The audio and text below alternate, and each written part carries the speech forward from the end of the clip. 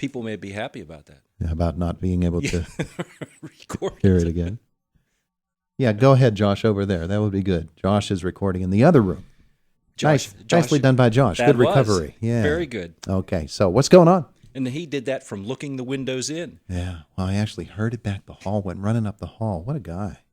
What a guy. So it's cold, it's rainy, it's windy, it's snowy. It's every season in one here this weekend, isn't it? It is. Yeah. Just when you think you're out of winter, Mm-hmm. we're right back in it. Yeah. Maybe if there's one thing that's consistent is we're going to have variable weather. Yeah, that's true. Or one thing we can count on.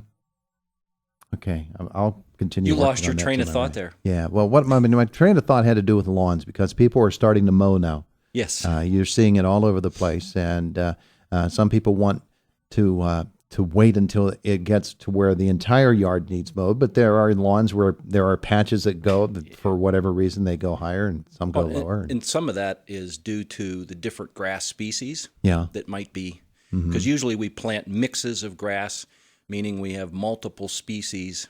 So when you purchase that bag of grass seed, if you look at the label, there are various percentages of different grasses. So there'll be Kentucky bluegrass and perennial ryegrass, maybe a little bit of annual ryegrass, and others in there. And so in the spring like this, those different species don't all start to grow together at the same time.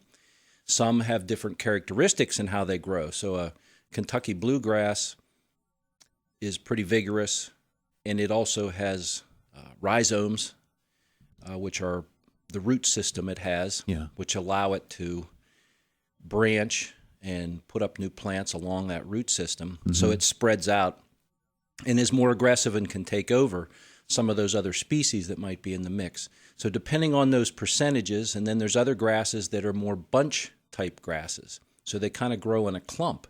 Yeah. And they'll slowly, it almost takes reseeding to get those to start a new plant and fill in. So that's why you can get some of those bunches. And then you can get weedy grass species in there as well that can grow at varying rates. Now, do they sell grass seed blends that will, maybe some will be early season grasses that come on early and some will be more hardy for when the weather turns hot and in the middle of summer and be a little tougher? Do they sell that sort of a blend to help your lawn maintain its green? And that's another reason to plant those multiple species, because some are more resistant.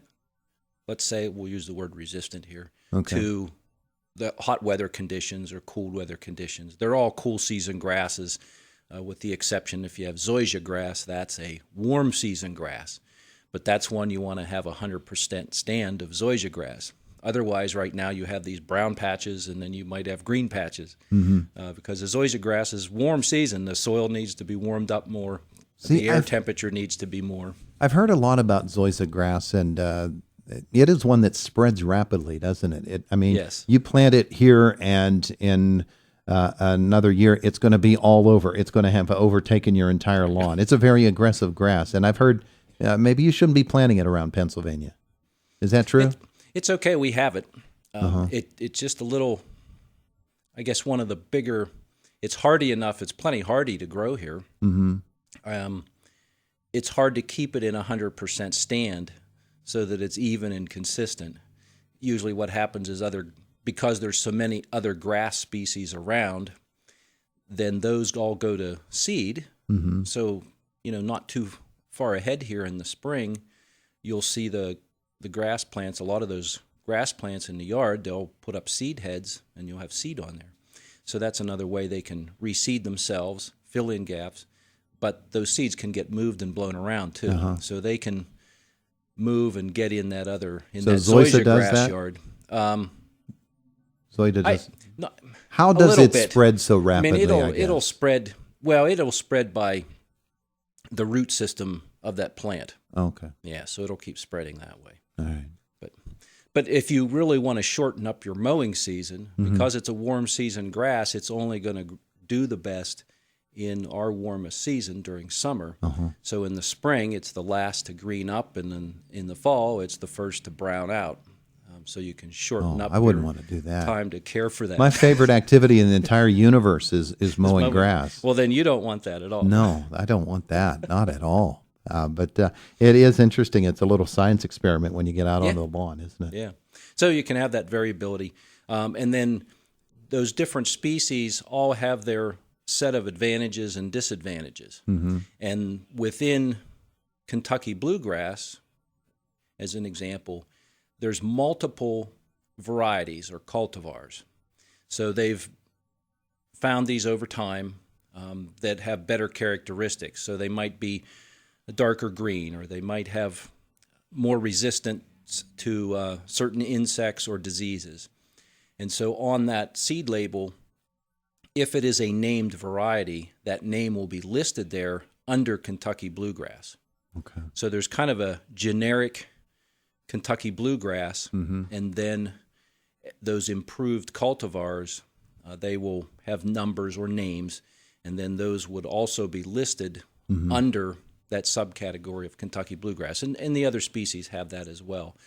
But the more you want to manage or improve your lawn or are into that, you can navigate through that and select specific cultivars. And we never want to just pick one.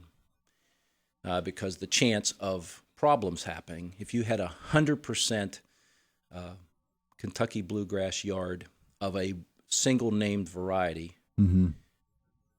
that's not good. Something came and attacked that particular variety. Then... Yes, you'd wipe the whole yard out. Yeah. Okay. Now, people under high management levels and going in knowing that, they might still do that because they could have, the most even, most consistent, most uniform yard.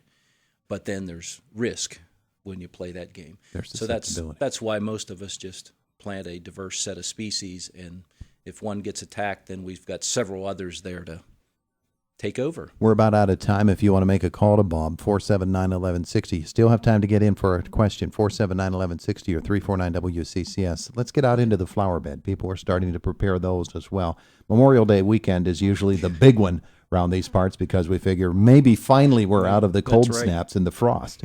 But still, people are getting their plans ready, and what do they need to do to their soils at this moment for getting their flower beds ready? And if you're, if you have an existing flower bed, that's one thing. If you're trying to create one, then it might be more important to, do a soil test up front. Take a look at that soil that you're wanting to develop as a flower bed, whether it be a mixture of annuals and perennials or just a perennial bed, and make any adjustments that you need to that soil before you plant the bed. So if we need to change the pH, if we need to add phosphorus or potassium, calcium or magnesium, those nutrients that are needed in higher quantities, when you're establishing a bed, that's really the time. And the same thing's true of a yard or garden. That's the time to really amend the soil, especially to deal with the pH, get it at the right range, and also add that calcium, magnesium, phosphorus, and potassium in there so that it's mixed into the soil and it can be there when those plants need it. So that's a good thing to do. And then also, what type of soil do you have? And you can kind of check that because it may not be on a soil map.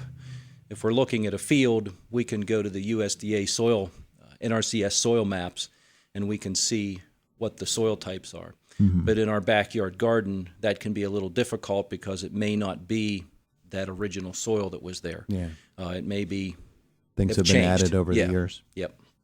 Okay. Or taken away. Yeah. That we might be dealing with subsoil instead of topsoil.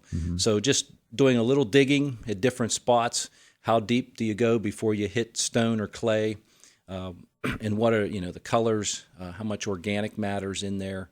Does the soil have enough organic matter in there that plants will do well, or is it kind of like a piece of concrete that you need a jackhammer to even get a shovel in it? So this is the time of year when people should be getting those soil testing kits from the extension office. Yes. Yep.